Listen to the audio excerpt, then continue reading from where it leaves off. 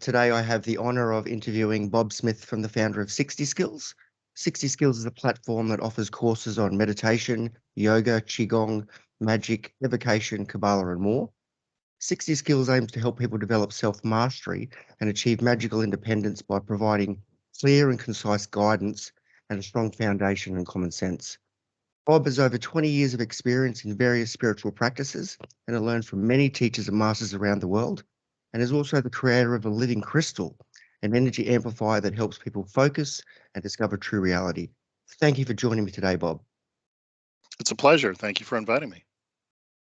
So today, you're an expert in Hermetics because I've followed your channel for quite some time.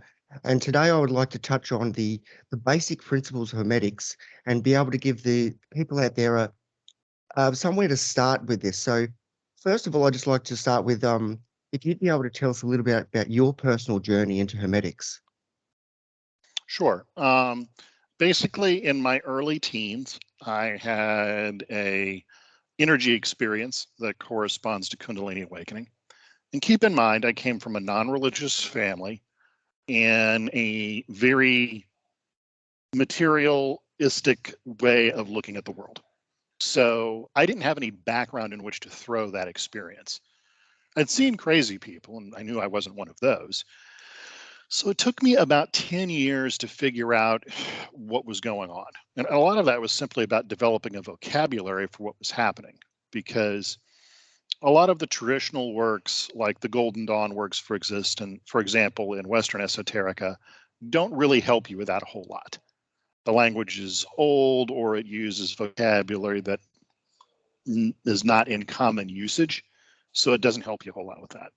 And what I found was that not many people out there had really had these experiences. So I made the rounds of all the different Buddhist associations and you name it, and really didn't get anywhere. And most of the books that were written up until this time, this was again, late 80s, early 90s, weren't really all that helpful. Now, I ended up running into a Sant Mat master down in South America, Central America. And he taught me that system. It's a body of out-of-body projection, and some people on the channel are probably familiar with it. But it didn't help me with any. That myself. Okay, yeah. So you know exactly what I'm talking about. Yeah, but it didn't help me with any of the energetic aspects of what was going on, because they don't really deal with that. And so I left Central America, returned to the U.S., and I was having all these health problems because of this. And I went to an acupuncturist, and the results were extraordinary.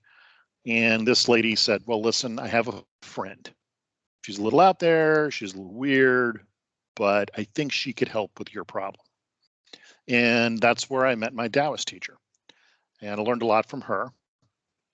Around the time that happened, I found the works of Glenn Morris. He wrote a great book called Path Notes of an American Ninja Master, with a horrible title, but he was the first Westerner in the modern era to write down what going through the Kundalini process was like. And I was like, okay, now I finally know what I'm dealing with.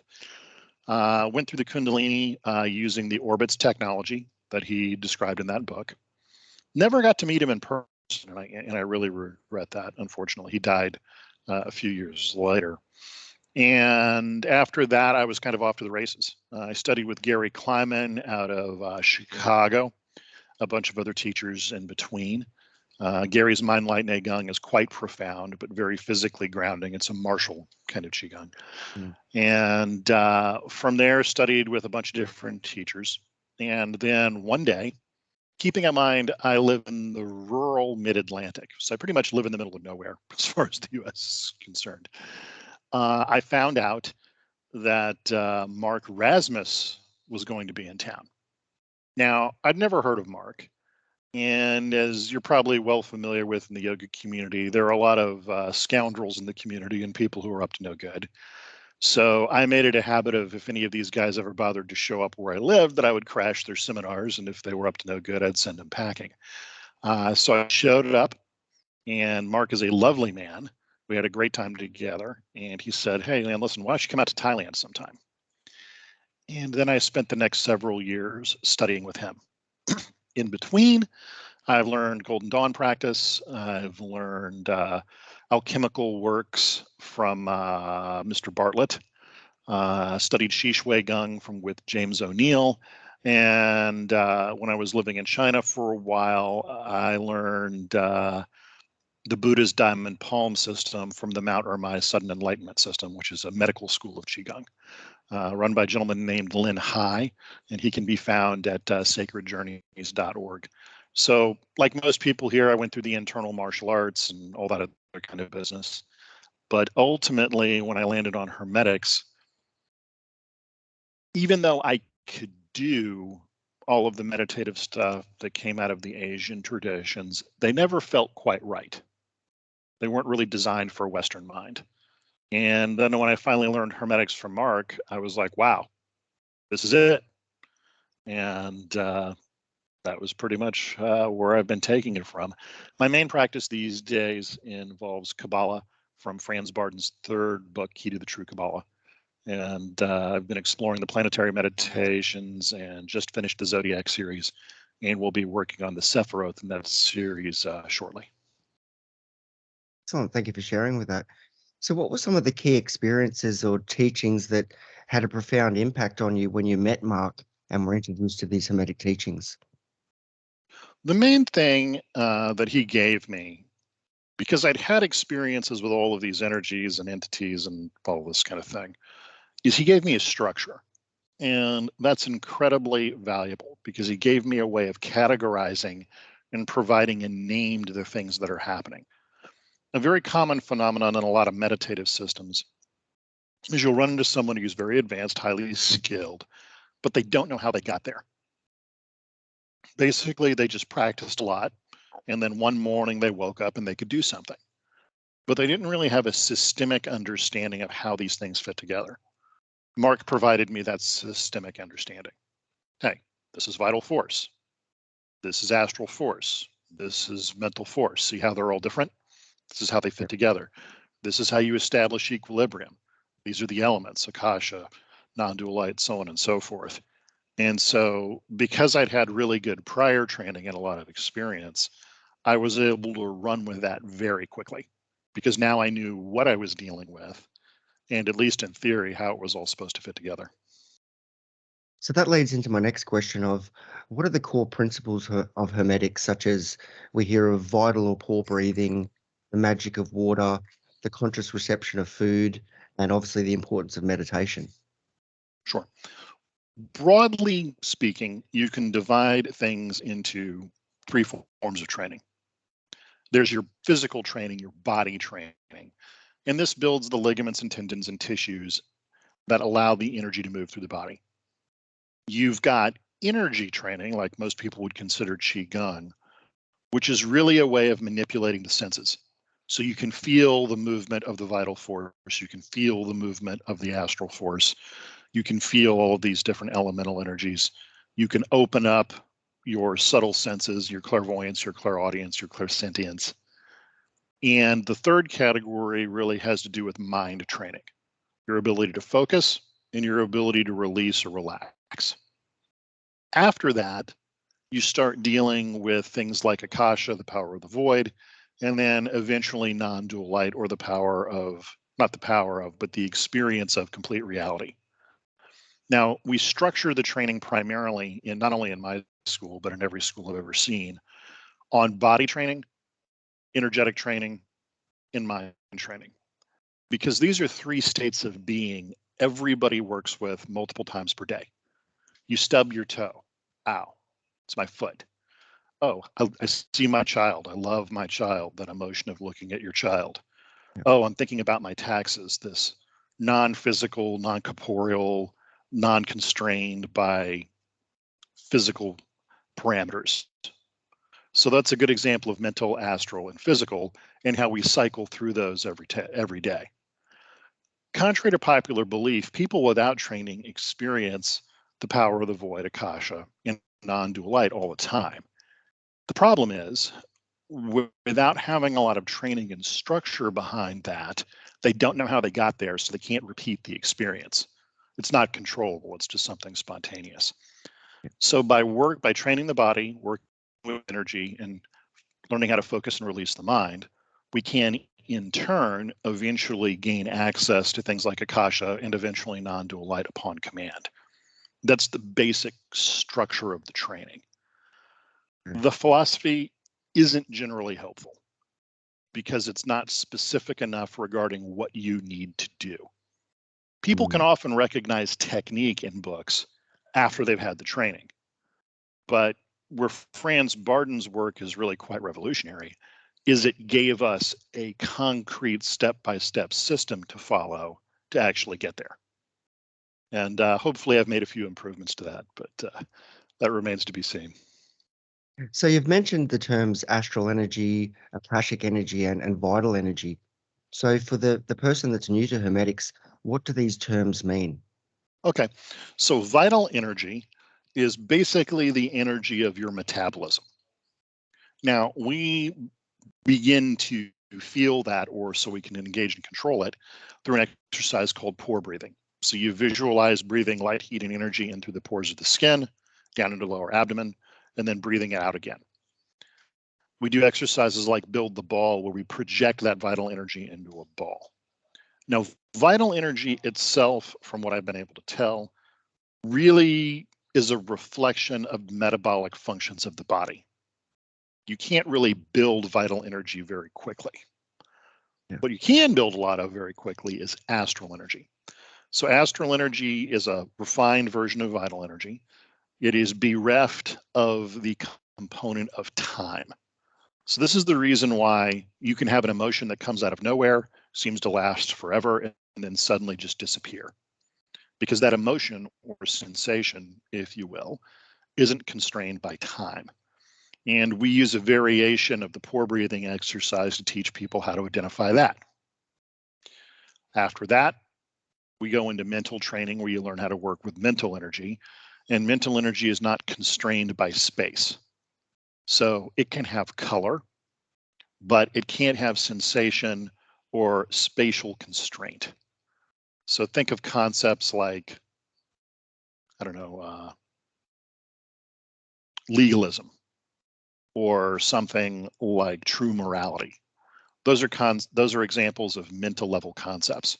And there's a specific energy associated with that, and we learn how to work with that. And by combining these things in their different variations, you can slowly get access to that power of nothingness, or power of the void, or what some call Akasha. Did that make sense, or did I kind of Yeah, overtalk? no, that was good. Okay. That was brilliant. And how do these compare to the four elements? Well, it's interesting. The four elements are actually the primary power building exercise in Barden's first book. Additionally, the four elements, as they're taught in the book with a color, a sound, and a sensation, are actually the mother letters from Franz Barden's Kabbalah. So you can view these as the foundational substance of reality. So it's a four element system. So we have air, we have water, we have earth, and we have fire. In the beginning, you work with the elements for about 20 to 100 hours, because it takes about that long with each to learn how to generate them upon command. Once you can generate the letters. And when you're saying generate them on command, you're saying generate that feeling or emotional state that you've connected them with? Correct. The energy, the sensation, the feeling, and that can take on a kind of tactile presence if you bring that energy out into the low kind of astral or vital level. We end up learning how to stack these within the body. The classical association is fire for head, air for chest, water for abdomen, legs and hips for earth.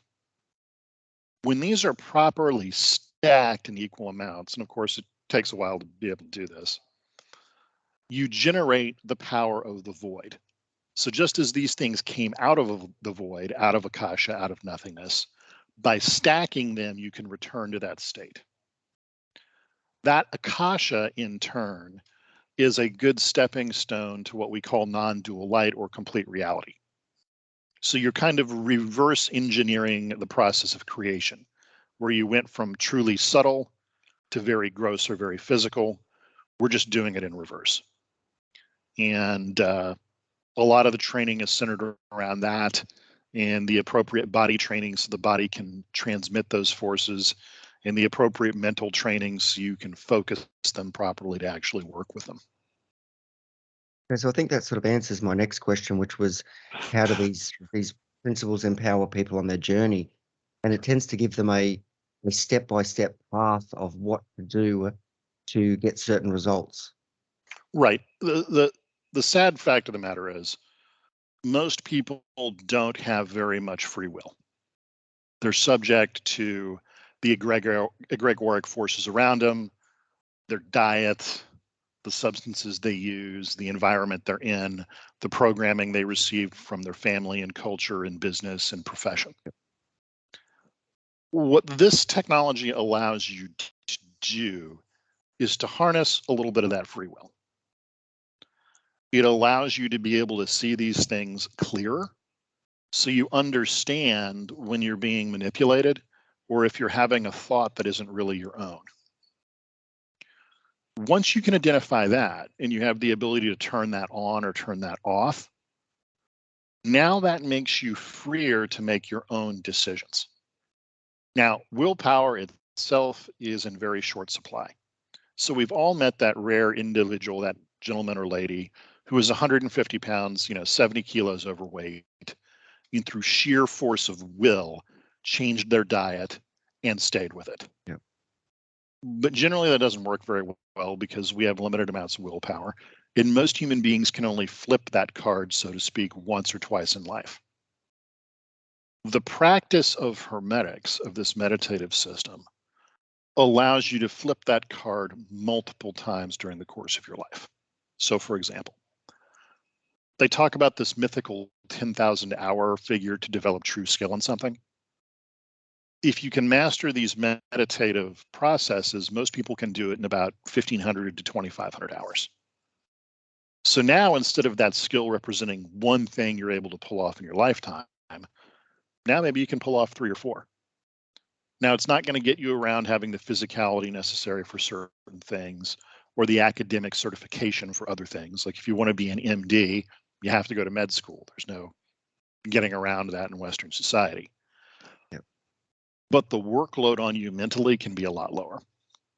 So when people ask me, hey, what can I do with the meditative process? How is this valuable, et cetera, et cetera, et cetera? What I say is it depends on what you want to do. If you want to have a 300 kilo squat, it'll get you there quicker. If you want to become an MD and a lawyer and an accountant, you'll be able to do that within 10 years, 15 years, whereas your average person would be hard pressed to do any one of those things once.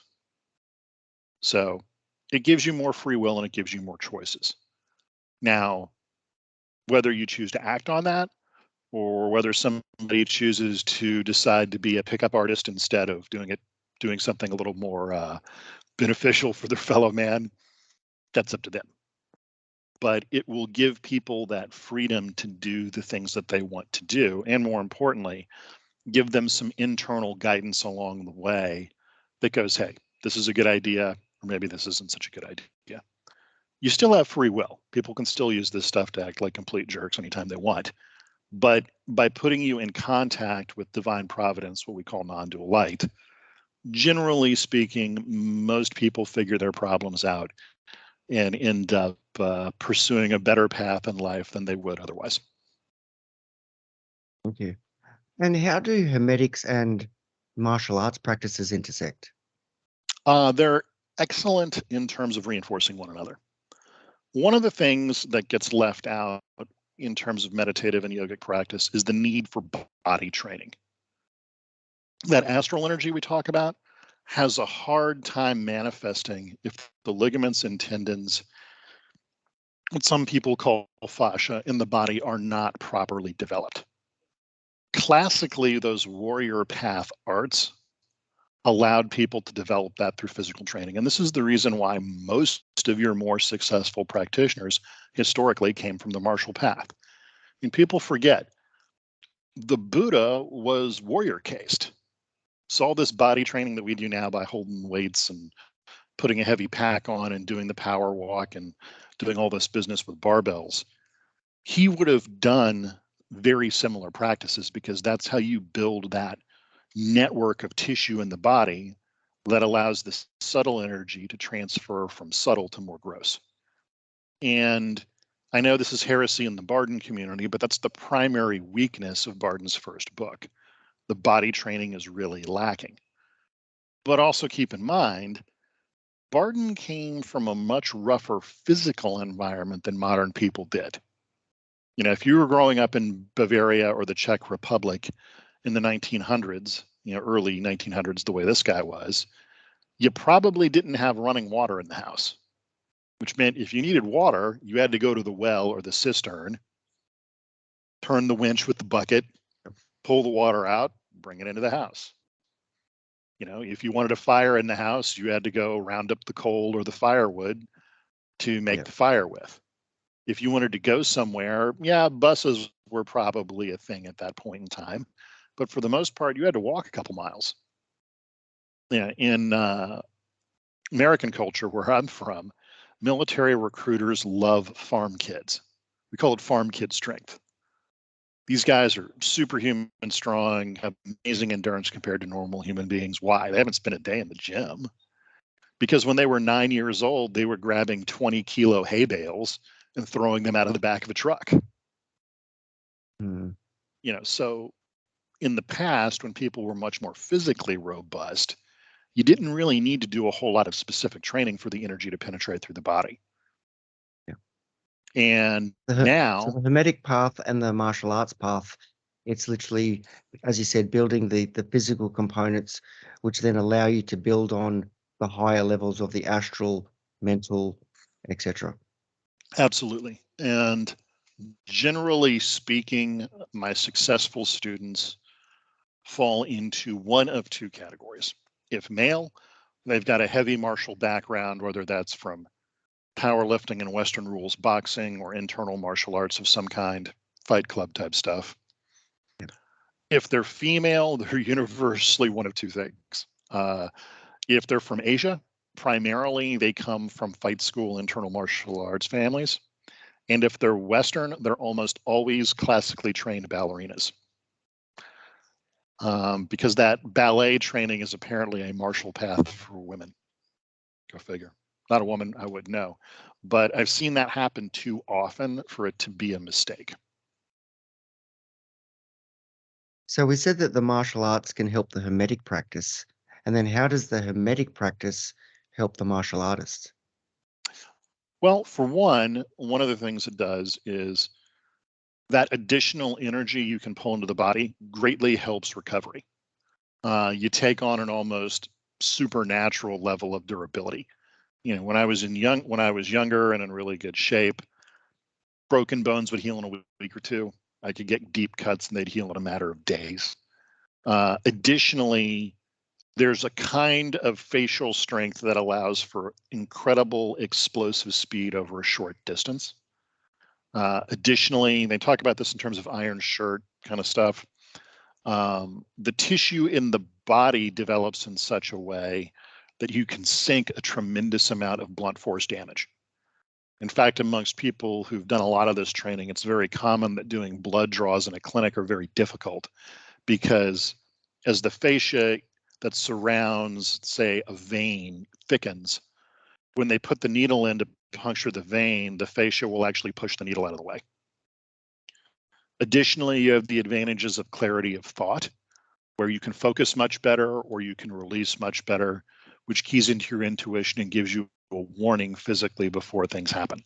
I've just met way too many guys in the battlefield who have had these kinds of practices and said just as they were about to step on a landmine, they tripped over themselves and fell off to the side. Or they were getting ready to round a corner and they had a sudden flash in their mind that there was a group of the enemy on the other side, so they stopped. And sure enough, the guys were around the corner waiting for them. So these are examples of how these things feed back on each other. And the reason why traditional martial arts pursued so much of this stuff, it gave you an advantage. Now, what it will not do is this. You can sit there doing your fascia training exercises all day long and meditating upon your navel and freeing your mind. And if you're not bothering to do your conditioning, you're not going to be able to run 5 kilometers. If you don't bother to do your resistance training, you're not going to be able to deadlift 250 kilos. It can help you get to both of those things faster, but you still have to properly prepare the body. So what are some of the common daily practices that you would practice on the Hermetics and martial arts path? Well, what I would start with is once your conditioning is down, your strength conditioning, your endurance aerobic conditioning, all that other kind of stuff, focus on that stuff first. Then what I would start to do is I would work on an exercise like build the ball, and then I would incorporate that into the power training that we use using weights. So you do a deadlift where you hold the bar in the up position while running the magnetic line of force. Or you do the kettlebell carry where you hold the kettlebells in the up position and you hold those for time while generating the electric line of force. That kind of stuff is greatly going to enhance your functional strength.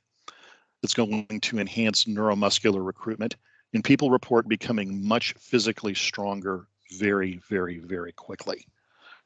There are additional exercises you can do with scales by pressing against a wall that'll increase your knockout power at a certain distance. It looks like a lot like isometrics, but what you're doing is you're expanding the ligament and tendons into a kind of loop across the body that goes from the hand to the heel. And so you're going to have the ability to generate a large amount of force at a specific place. So you kind of need to work with that to figure out where you want your knockout power to be. Do you want it to be at the end of a punch? Yeah. Do you want it to be close in for like an uppercut? That kind of thing. Does that make sense? Yeah, definitely. And I'm wondering if you could share some insights on maintaining consistency and cultivating patience and just navigating through the complexities of this Hermetic path. The thing to keep in mind is that willpower is always in short supply.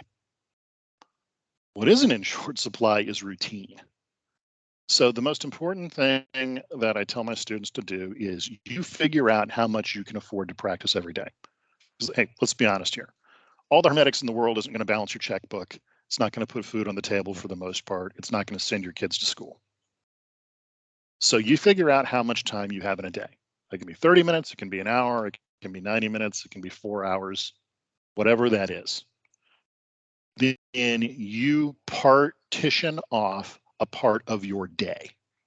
And every day, no matter what happens at that time, that's practice time. For practical reasons, this usually ends up being the morning for most people because that's before the day gets started, right? And they're getting calls from work and dealing with family and all that kind of business.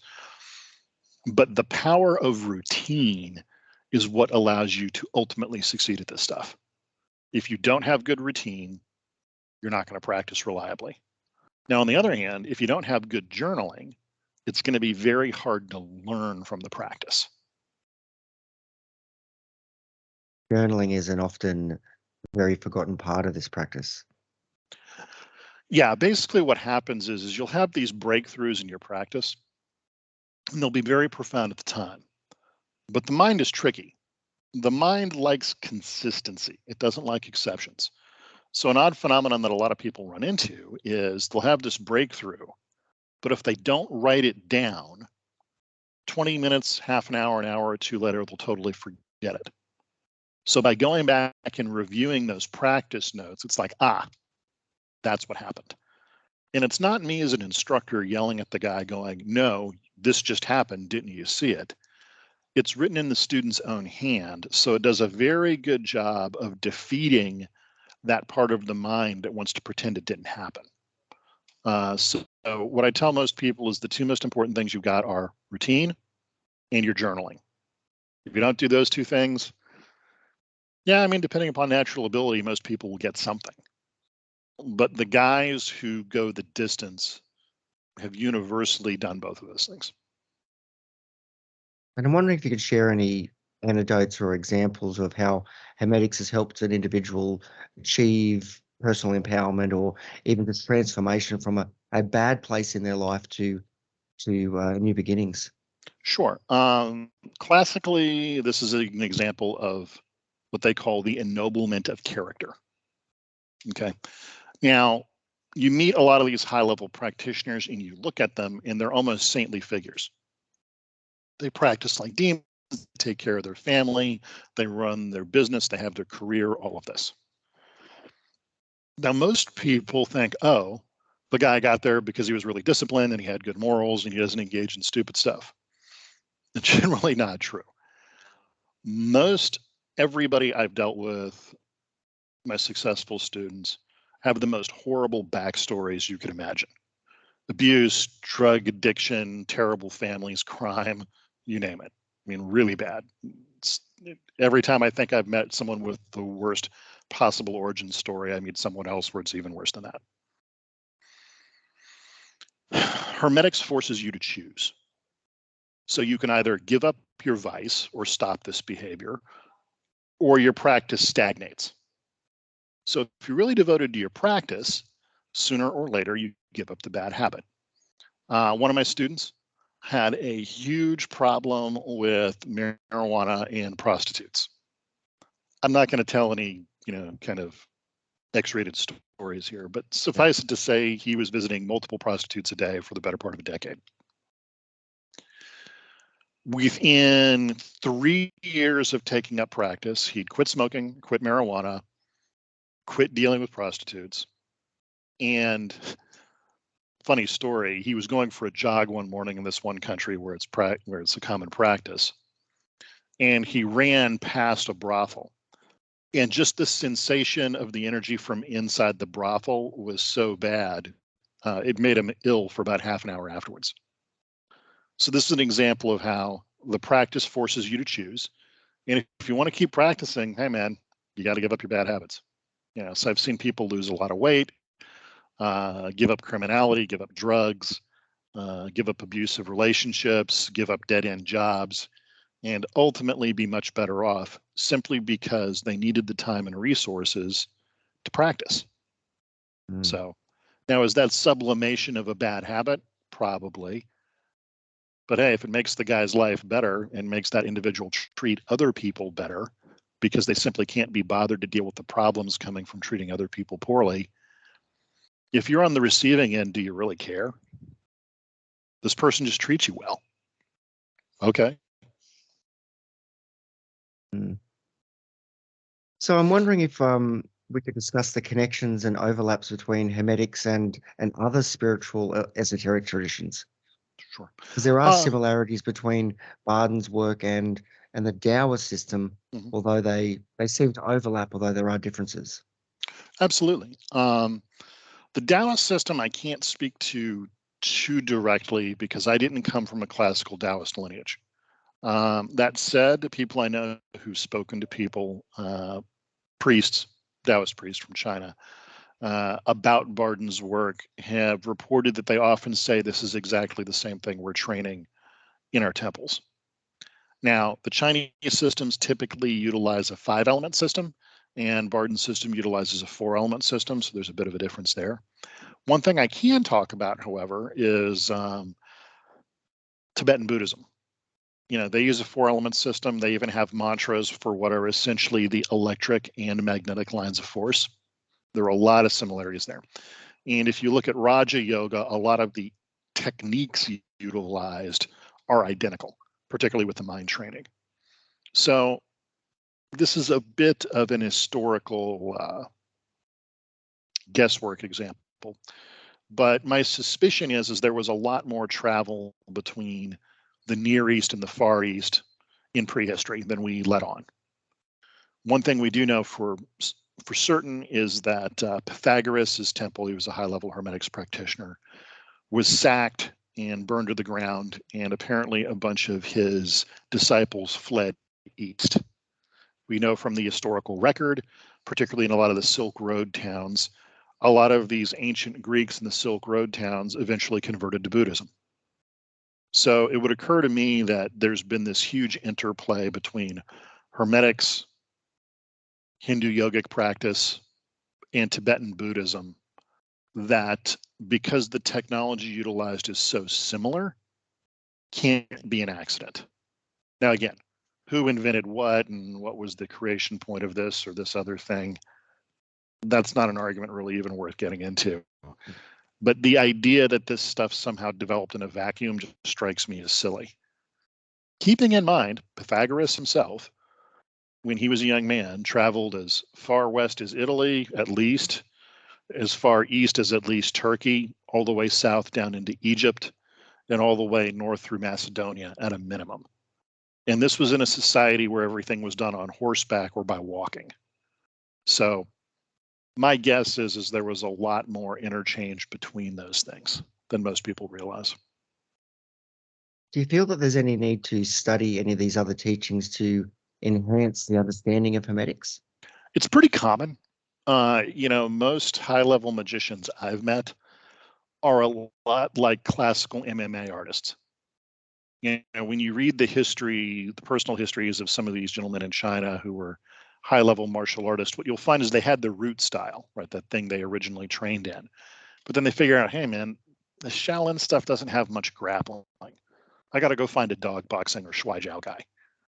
Okay, you learned that, and you're going, hey, the sword work that I learned, not that good. Let me go talk to this Xingyi guy. So the truth is, I think people move around a lot. I think the basic training template provided in IIH with the addition of body training is going to get you 90% of the way there. That said, there are other things to learn. So one of the things I've learned in the last few years is laboratory alchemy, care of Robert Bartlett. Amazing stuff. Additionally, I learned the 6 yogas of Naropa from Dr. Nida, who is a teacher of a Tibetan medical system. And they've got this amazing canon of hundreds of medical mantras for treating all kinds of different conditions. Truly effective too. So an example of how most people need a high level of skill at a basic system, but then if this is something they're really interested in, they're always going to be looking for that next step, that next little piece of something that's just a little bit better. So what I would encourage most people to do is develop a high level of proficiency in your primary system first, just so you know what you're looking for. And then branch out and learn all you can, man. It's, we all get a good 70 or 80 years if we're lucky, maybe a little longer in some cases. So it doesn't pay to sit around a whole lot. So what advice would you give to someone that wants to embark on the Hermetics path? They're new to this. They're just hearing this interview today. What considerations could you give them? Well, what I would say is, first of all, get a copy of Franz Barden's first book, Initiation to Hermetics. Of course, you can come over to YouTube, and check out all the 60Skills videos. Find Mark Rasmus online, look at some of his stuff, and then decide what kind of training you want to do. I have my own approach. Mark approaches this thing through more of a martial arts lens than I do. Once you've decided how you want to do this, or maybe you're the kind of person who can strictly learn from a book. I've met some good practitioners out there who were able to do that.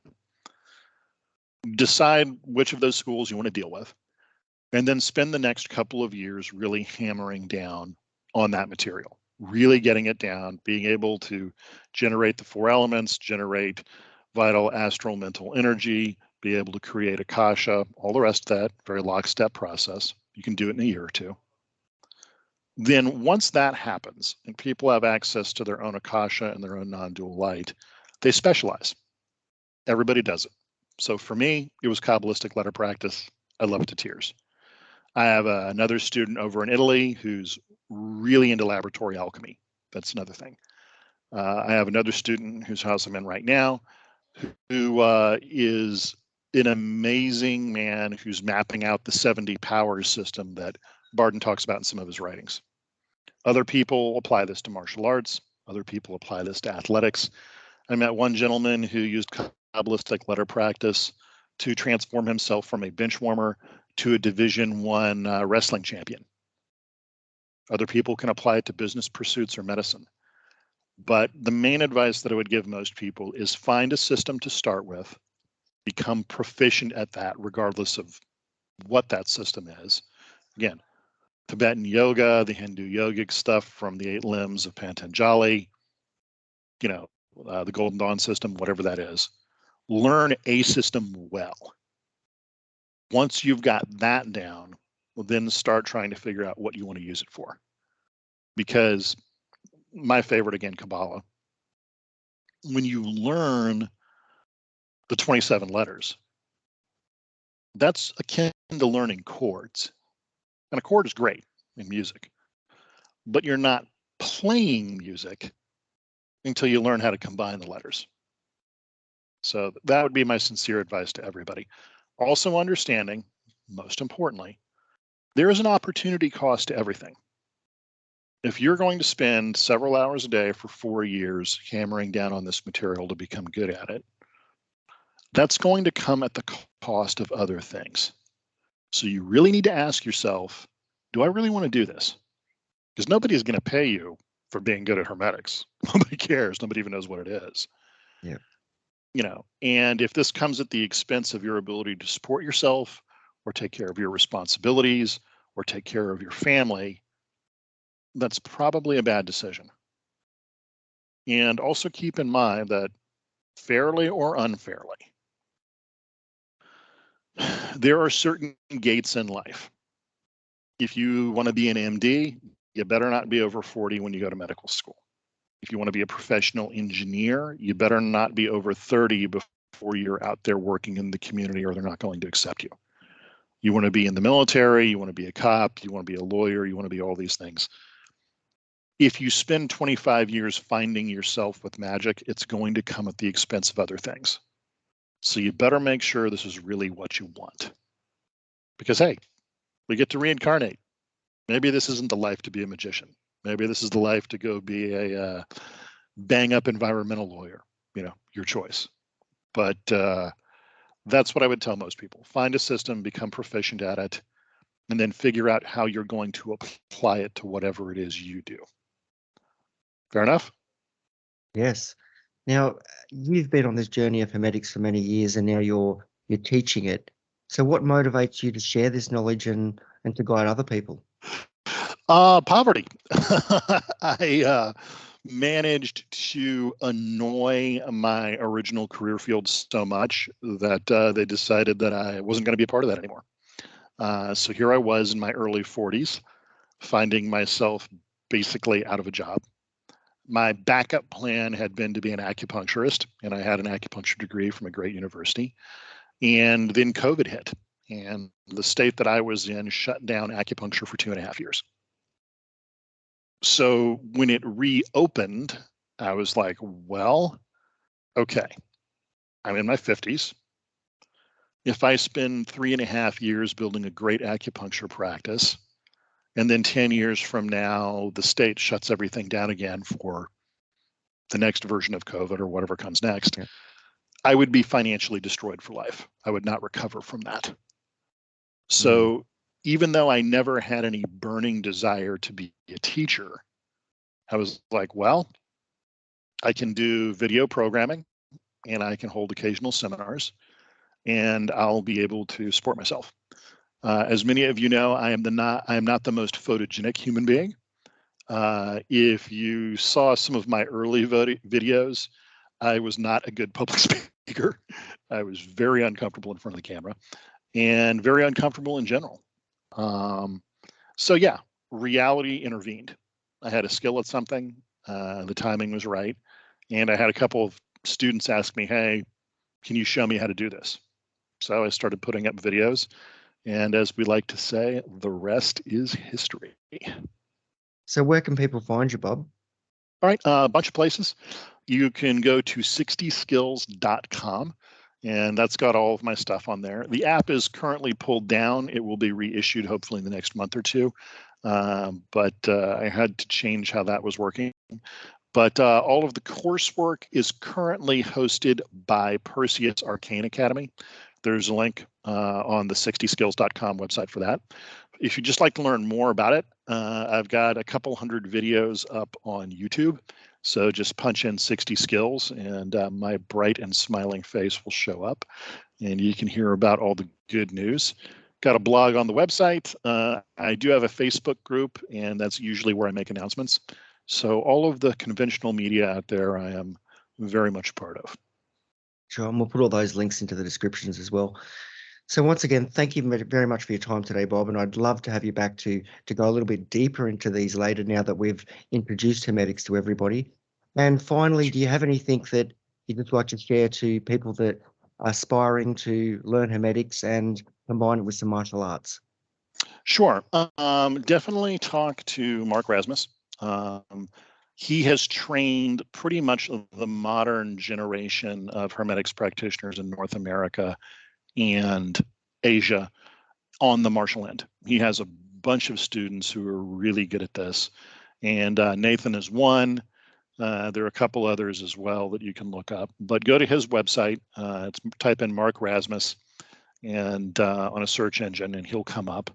And he has a list of teachers and instructors based off their topic, and you can get into that. Otherwise, for really good internal martial arts, I would say Alex Cosma, if he's still teaching, he's fantastic. He's based out of the UK. In France, there's a friend and mentor of his by the name of Serge Augier. It's Augier. He's apparently a fantastic internal martial artist as well. And you'll find a lot of synergy there. Most of my stuff I approach through the medium of Kabbalah. Martial arts are not a huge part of my practice anymore, but talk to Mark and look at his guys, and he will come up with some truly fantastic practitioners for you. Brilliant. Thank you very much. Otherwise, thank you as well. I'm always trying to get the word out, and I really appreciate this. This is the first podcast I've ever done, so it's kind of exciting. And if there's anything I can do, please let me know, and we'll set it up.